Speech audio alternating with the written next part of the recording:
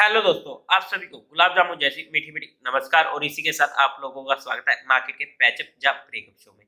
आज आप लोगों को मेरी आवाज में दिक्कत आ रही होगी बिकॉज मुझे हुआ पड़ा है कोल्ड, तो प्लीज थोड़ा एडजस्ट कर लीजिएगा। इसी के साथ अगर हम आज के मार्केट की बात करते हैं तो निफ्टी एक फ्लैट सी ओपनिंग देता है 18,121 की और वहीं पर ही अपने दिन का हाई बना लेता है 18,127 का। हमारा रजिस्टेंस था 18,150 का और वहां से हमें इमीडिएट फॉल देखने को मिलता है। मार्केट का लो बनता है 70,856 का और मार्केट की क्लोजिंग होती है 70,914। हालांकि मार्केट पूरा का पूरा दिन प्रेशर में रहा है, लेकिन ब्रोडर मार्केट की अगर हम बात करते हैं काफी ज्यादा फिर भी सस्टेन कर रही थी। मिड कैप इंडेक्स सिर्फ आधा परसेंट ही टूटे थे एज कम्पेयर टू निफ्टी। लेकिन आज के दिन जो भी प्रीमियम ग्रुप में कॉल शेयर की गई थी फिन निफ्टी की, उसमें काफी लोगों को मजा आया होगा। बट जो फिन निफ्टी की एक्सपायरी होती है वो होती है ट्यूसडे के दिन। लेकिन वहां पर जैसे ही हमें मौका मिला हमने चौका ठोक दिया, जैसे ही पुट राइटर वहां पर ट्रैप हुए हमने वहां पे फिन निफ्टी को शॉर्ट कर दिया था, जो सिर्फ एक प्रीमियम ग्रुप का पार्ट था। इसी के साथ अगर हम बात करें कल के दिन जो हमारी 80,000 की स्कोर थी, वहां पर आज के दिन हमारा स्टॉप लॉस हिट हुआ। दैट वाज ऑब्वियस, कोई बात नहीं है क्योंकि हम हमेशा सही नहीं हो सकते। बट मेजर थिंग जो होती है कि जो हमारा स्टॉप लॉस होता है वो 30 या 40 पॉइंट का जितना भी हम ले सकते हैं, मैक्सिमम 40 पॉइंट्स तक का स्टॉप लॉस होता है। जो अगर हमने लिया उसके बाद जो मार्केट में फॉल आया वहां पर हम उस मेजर फॉल से बच चुके थे और जैसे ही वो सपोर्ट रेजिस्टेंस बन चुकी थी और वहां पर हमें एंट्री का मौका मिला पुट में बैठने का, वो लॉस भी हमारा कवर हो चुका था। इसलिए थोड़ा मार्केट को समझने की, मार्केट की नीयत को भी समझने की जरूरत है। हालांकि मार्केट की नीयत के ऊपर मैं बाद में डिस्कस करने वाला हूँ अच्छे से, आप लोगों को बड़ा मजा आने वाला है। इसी के साथ अगर हम एफ और डी डाटा की बात करते हैं तो एफ ने आज के दिन 2100 करोड़ की सेलिंग करी है, वहीं पर डी ने 1800 करोड़ की बाइंग करी है। नेट में फिगर फ्लैट सा है, बट मार्केट का ट्रेंड न्यूट्रल है, तो हमें थोड़ा कंट्रोल क्वांटिटीज में ही काम करना पड़ेगा। इसी के साथ आप लोगों को म्यूचुअल फंड में या किसी भी इंश्योरेंस सेक्टर में कोई भी हेल्प की जरूरत हो, कोई भी क्वेरी हो या कुछ भी ओपन करवाना हो, तो आपको डिस्क्रिप्शन में गूगल फॉर्म का लिंक मिल जाएगा, जिसे आप भर के सबमिट कर दीजिएगा। टीम आपके साथ जल्द से जल्द कनेक्ट करने की कोशिश करेगी। इसी के साथ स्टॉक इन फोकस के लिए आप हमारा टेलीग्राम चैनल ज्वाइन कर सकते हो। टेलीग्राम चैनल का लिंक आपको डिस्क्रिप्शन में मिल जाएगा, या फिर आप direct market love affair search करके वहां से भी ज्वाइन कर सकते हो। लेकिन वहां पर कोई भी इन्वेस्टमेंट की टिप नहीं दी जाती है। इनफैक्ट वहां पर ही नहीं, जहां पर भी जो भी मैं आप लोगों के साथ डिस्कस करता हूँ वो भी कोई इन्वेस्टमेंट की टिप नहीं होती है। ये सिर्फ एजुकेशन, लर्निंग और केस स्टडी पर्सपेक्टिव होता है। अगर आपको फिर भी इन्वेस्टमेंट करनी हो तो एक बार अपने फाइनेंशियल एडवाइजर से पूछ कर ही काम कीजिएगा। इसी के साथ हम एक स्टॉक डिस्कस करते हैं जो हमारे फोकस में रह सकता है। चलते हैं सीधा स्क्रीन पे। आज के दिन हम स्टॉक डिस्कस करने वाले हैं अनंत राज।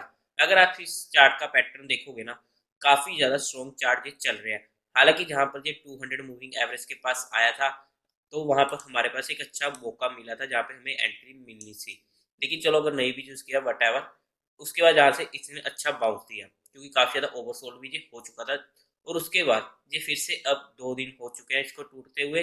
अब अगर हम इसकी इंपोर्टेंट स्पोर्ट की बात करते हैं, बिकॉज मेरा जो सिनेरियो होता है मैं सिर्फ लेवल्स की बात करता हूँ, तो हमारे पास इसकी जो इंपोर्टेंट स्पोर्ट आने वाली है वो आने वाली है 105 की, जो इसकी 50 की मूविंग एवरेज रहने वाली है। जहां पर ये हमारे पास एक शॉर्ट टर्म परस्पेक्टिव नोटिस में आ जाता है, सिर्फ एक छोटे से स्टॉप लॉस के साथ 2 से 3% की मैक्सिमम। अगर मैं इमीडिएट की भी बात बोलूँ तो 108 एक ऐसा लेवल आ जाता है जो 20 की मूविंग एवरेज का, जहां पर ये हमारे पास प्योरली प्योरली ट्रेडिंग परस्पेक्टिव ही रहेगा, एक छोटे से स्टॉप लॉस के साथ जो जस्ट आधे से 1% का होना चाहिए। और वहां पर हमें इमीडिएट इसको ट्रेलिंग करना शुरू करना पड़ेगा 2 से 3% के टारगेट के लिए।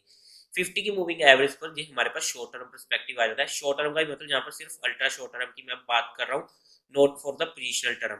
अगर मार्केट ट्रेंड में आ जाती है फिर तो ये सभी जो स्ट्रेंथ वाले स्टॉक है वो हमारे फोकस में आ ही जाते हैं medium term perspective. Major stock तो हमारे पास कभी भी अगर बाय चांस जैसे कि फ्राइडे का सिनेरियो हुआ था जब ये 200 के मूविंग एवरेज पर हमें मिलता है, ऐसे स्ट्रेंथ वाले स्टॉक हमारे पास फोकस में आ जाते हैं। लेकिन ये कोई भी इन्वेस्टमेंट की टिप नहीं है, ये सिर्फ एजुकेशन, लर्निंग और केस स्टडी परस्पेक्टिव के लिए। फिर भी अगर आपको इन्वेस्टमेंट करनी है तो एक बार अपने फाइनेंशियल एडवाइजर से पूछ कर ही काम कीजिएगा। और अब अगर हम कल के मार्केट की बात करते हैं तो फिर से स्क्रीन पे चलते हैं, जहां पर हम निफ्टी को डिटेल में डिस्कस करने की कोशिश करते हैं। निफ्टी को भी आज हम जहां पर ही डिस्कस करते हैं, तो देखो अगर हम इसकी इमीडिएट सपोर्ट की बात करते हैं तो वही रहने वाली 17,770 के आसपास की, जो जहां पर इस कैंडल ने अपना लो बनाया था। अगर मैं आपको मार्क कर दूं यहाँ पे, तो ये वाला जो कैंडल पे लो बना था यही हमारे लिए एक इम्पोर्टेंट सपोर्ट का काम करने वाली है पहली। अगर ये सपोर्ट टूटती है तो हमारे पास इमीडिएट फिर जो सपोर्ट मिलने वाली इसकी 200 की मूविंग एवरेज जो आने वाली 17,500 के आसपास, और जहां पर आती मार्केट भी काफी ज्यादा ओवरसोल्ड हो जाएगी। तो यहाँ पर तो एटलीस्ट मैं शॉर्टिंग साइड पे बिल्कुल भी रहने वाला नहीं हूँ। हो सकता है कि हमें वहां पर थोड़ा टाइम ये परेशान कर जाए बाउंस करने से, लेकिन जहां पर मैं शॉर्टिंग साइड पर बिल्कुल भी नहीं रहने वाला हूँ। अगर मैं रेजिस्टेंस की बात करता हूँ तो इमीडिएट तो रेजिस्टेंस देखो 18,000 का हमें मिलने वाला है इंट्राडे पर्पस के लिए। बट अगर हम मेजर रेजिस्टेंस की बात करता हूँ तो जो ये इसकी 50 की मूविंग एवरेज है 18,150 के ऊपर ये हमारे पास फोकस में आ जाता है। अगर हम शॉर्ट टर्म परस्पेक्टिव की बात करते हैं तो इसके ऊपर हमें एक अच्छी मूवमेंट देखने को मिल जाती है, जहां से हमारे पास 100-150 पॉइंट की मूवमेंट आ जाएगी, जो हमारे पास एक मेजर रेजिस्टेंस जो 18,300 का हमें अभी भी बना हुआ है इस एक्सपायरी का मेजर रेजिस्टेंस, वो निकल के आता है, जिसके ऊपर मार्केट स्ट्रेंथ पकड़ना शुरू करेगा। अब ना आप लोग मार्केट की नीयत को देखो, नीयत देखने का मतलब कि कितनी ज्यादा बेईमान हो रही है। अब मैं बताता हूँ वो कैसे। अब जैसे मार्केट है जहां से टूटता टूटता आया, चलो जो आया सो आया, यहाँ पर ये मार्केट हमारे पास न्यूट्रल ट्रेंड में आ चुकी थी, उसके बाद ये डाउन ट्रेंड में भी आ चुका था। डाउन ट्रेंड में एक दिन रहा, उसके बाद हमें एक फॉलो थ्रू डे देखने को मिला और उसके 2-3 बाद इसने अपनी इस कैंडल का लो नहीं तोड़ा, तो ये हमारे पास न्यूट्रल ट्रेंड में फिर से शिफ्ट हो चुकी थी। अब मार्केट जैसे जहां पे था तो हमें लग रहा था कि अभी ये 17,000 16,000 तक आ जाएगा। फिर जैसी मार्केट 2-3 दिन बढ़ा, उसके बाद हमें जहां पर जैसी ये कैंडल मिली हमें लगा कि मार्केट अभी 19,000 तक पहुंच जाएगा। फिर से मार्केट ने एक दिन नीचे को अच्छा खासा गैप डाउन दिया और उस सॉरी गैप डाउन ने एक अच्छा खासा टूटी।